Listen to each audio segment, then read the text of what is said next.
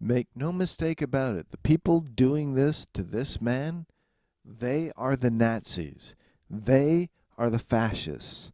They are the Stalinists. They are the Maoists. This confirmation process has become a national disgrace.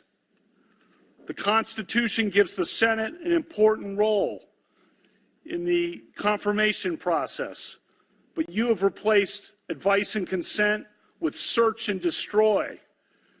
Since my nomination in July, there's been a frenzy on the left to come up with something, anything, to block my confirmation.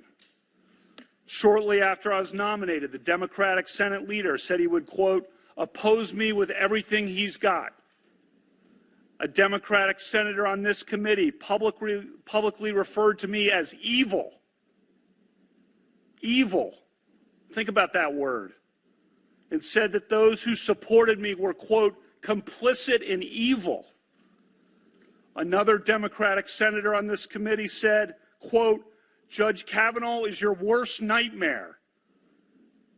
A former head of the Democratic National Committee said, quote, Judge Kavanaugh will threaten the lives of millions of Americans for decades to come.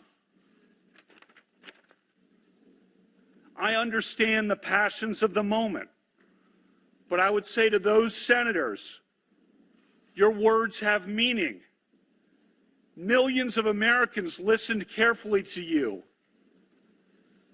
Given comments like those, is it any surprise that people have been willing to do anything, to make any physical threat against my family, to send any violent email to my wife, to make any kind of allegation against me and against my friends, to blow me up and take me down?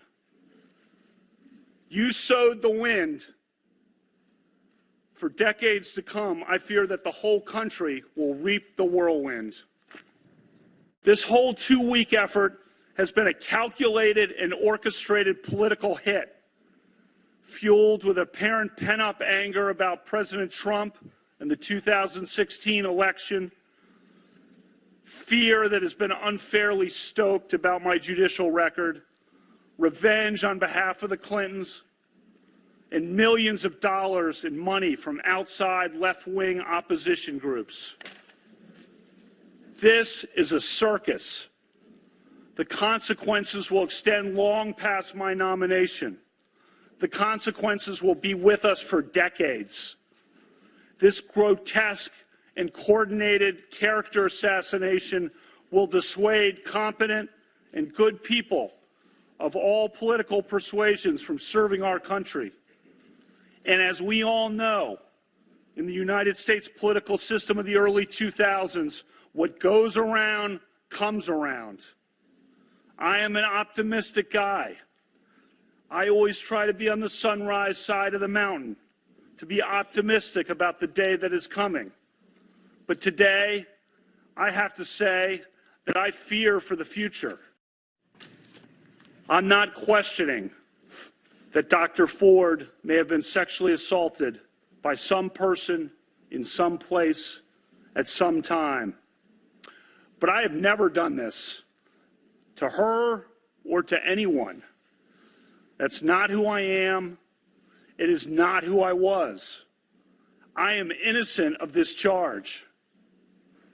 I intend no ill will to Dr. Ford and her family. The other night, Ashley and my daughter, Liza, said their prayers. And little Liza, all 10 years old,